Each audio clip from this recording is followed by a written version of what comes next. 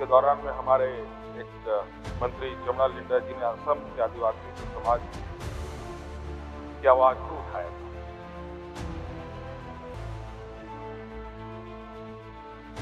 तो विपक्ष की तरफ से ये कहा गया कि उन्हें कहा कि ये सदन झारखंड का है, यहाँ पर असम के आदिवासियों का चर्चा क्यों? अध्यक्ष महोदय, अगर यहाँ नहीं उठेगी आदिवासी समाज की आवाज तो आखिर कहाँ उठेगा? कोई भी कोना हो जहाँ वंचित लोग हैं, उनके ऊपर अत्याचार हो रहा हो, अन्याय हो रहा हो, निश्चित रूप से झारखंड की आवाज वहां तक जाती। हमारे एक मंत्री जमुना लिंडा जी ने असम के आदिवासियों के समाज की आवाज को उठाया था।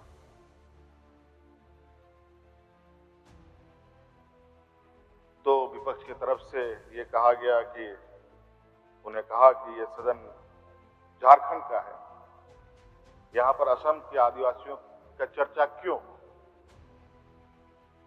अध्यक्ष महोदय,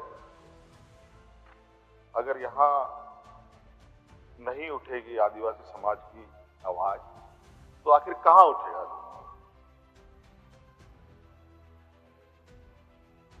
अध्यक्ष महोदय, असम हो, मणिपुर हो या देश के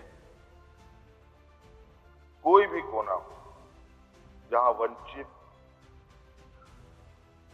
लोग हैं, उनके ऊपर अत्याचार हो रहा हो, अन्याय हो रहा हो, निश्चित रूप से झारखंड की आवाज वहां तक जाती है। अध्यक्ष महोदय, और कई मौके पर यह बात देखने को भी मिला जहां पर भी लोग ऐसे रहे, उन लोगों ने झारखंड के प्रति उनकी एक उम्मीद बनी रही है कि झारखंड के तरफ से कुछ बातें आएंगी।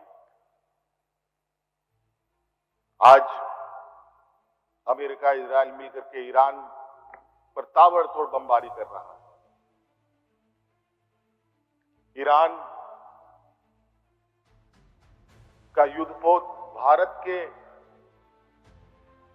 जो नॉर्मल एक पार्टनरशिप प्रैक्टिसेस में आता है, वो जहाज तो अमेरिका आपके ही समुद्री बेड़े का घेरे के क्षेत्र में मार देता है, लेकिन आप कुछ नहीं बोल पाते। लेकिन झारखंड के लोग कमजोर नहीं है। यहाँ के लोग जवाब देना जानते हैं और यहाँ का संघर्ष किसी से छुपा नहीं है। पहले तो आदिवासियों के नाम पर, मूलवासियों के नाम पर कोई चर्चा ही नहीं है। चर्चा है भी तो बिल्कुल ऐसी चर्चा जहां एकदम नकारात्मक दृष्टि से, एक हे दृष्टि से आपको यहाँ के लोगों को देखा जाता रहा है। लेकिन जिस तरीके से धीरे धीरे आदिवासियों की आवाज, यहाँ के मूलवासियों की, यहाँ के वंचितों की आवाज मजबूत होती है। अध्यक्ष महोदय, आज जिस तरीके से अंग्रेजों को हमारे पूर्वजों ने लोहा मनवाया है, निश्चित रूप से यहाँ के समाज भी आज के जो मौजूदा जो सामंती विचार को भी लोहा मनवाने की क्षमता रखता है। अध्यक्ष महोदय, अध्यक्ष महोदय,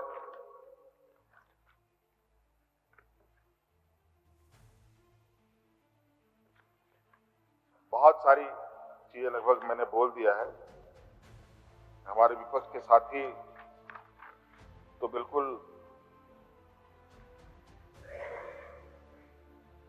मुझे उम्मीद था, बिल्कुल इसी तरह का उम्मीद था कि विपक्ष आज हम लोग के साथ नहीं होगा। तो अध्यक्ष महोदय, इन्हीं शब्दों के साथ मैं चाहता हूं कि हमें समाप्ति करनी चाहिए। और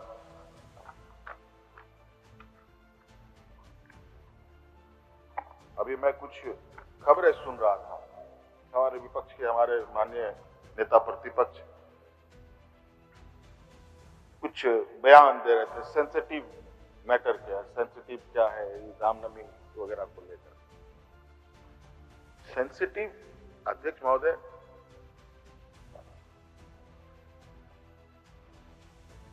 कैसे ना हो। आज एक दलित समाज का व्यक्ति किसी अपर कास्ट को, किसी ब्राह्मण समाज को हैप्पी होली कहे और बदले में उसकी लोग जान ले तो क्या होगा? सेंसिटिव नहीं इसको मारा जाएगा अध्यक्ष महोदय? आज जिस तरीके से इन लोगों ने भेदभाव और इन सबको आग लगा रखा है, पूरा देश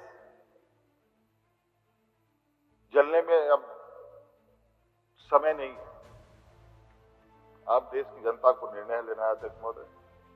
महंगाई कहां चली गई, किस आशा उम्मीद के साथ ये लोग यहां आए और क्या लोगों के बीच में अभी तो बड़ा ही विचित्र विचित्र बातें आती हैं।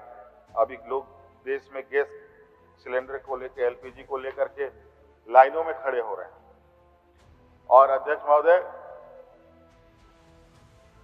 केंद्र सरकार अब राज्य सरकार के जिम्मे देना चाहती है कि एलपीजी हम आपको इतना देंगे, आप बांटिए, आप इस तरीके से बांटिए। एक फॉर्मूला बनाते हुए जिम्मेवारी हम पर दे रहे हैं। मतलब जो काम ये पहले करते थे अब उसमें नकारा रहे, कल को गैस की किल्लत होगी तो राज्य सरकार को जूता पड़े, ये स्थिति है। अब जिस तरीके से ईडी सीबीआई को इन लोगों ने एक अपना शस्त्र बना रखा है, नया इनका भी तरीका ये हो रहा है। अब सीआरपीएफ को पुलिस का पावर देने की इनकी योजना चल रही है।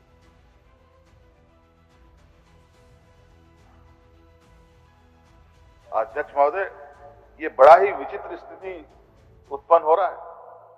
अब तो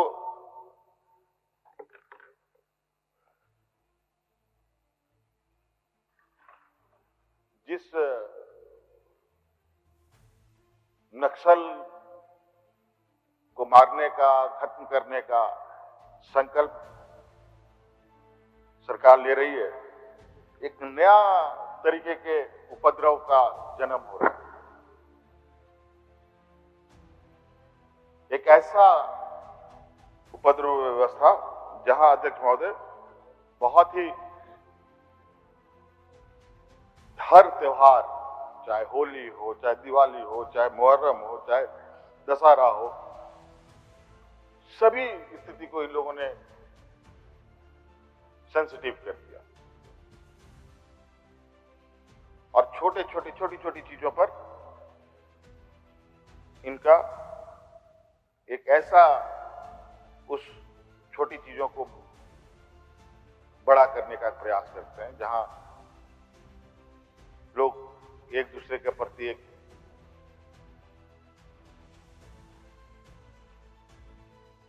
अपना रोष दिखाएं। तो अध्यक्ष महोदय, अभी चूंकि हमारे विपक्ष के सिर्फ यहाँ चेयर बचे हैं, लोग तो बचे नहीं। हमको लगता है आगे भी यही स्थिति रहेगा, यही खाली ही रहेगा, कोई चेयर में बैठने की स्थिति भी नहीं रहेंगे अगर यही स्थिति इनकी रही।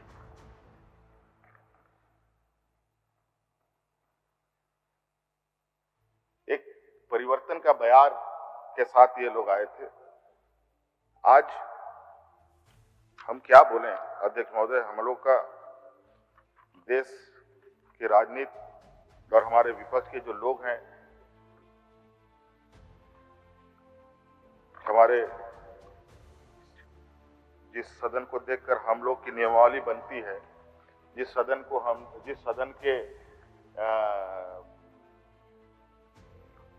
रूल्स को हम लोगों ने आत्मसात किया है, उस सदन की भी स्थिति यही है। वहां तो सदन नेता महिला सांसदों से के डर से सदन नहीं पहुंचते। ये लोग किसके डर से नहीं आएंगे? भगवान जाने। सीमा में क्या हालत होगा? अध्यक्ष महोदय, बहुत सारी बातें हैं। अब चूंकि आज सत्र भी बहुत लंबा हो गया है, इसलिए मैं इन्हीं बातों के साथ अपनी बातों को विराम देना चाहूंगा।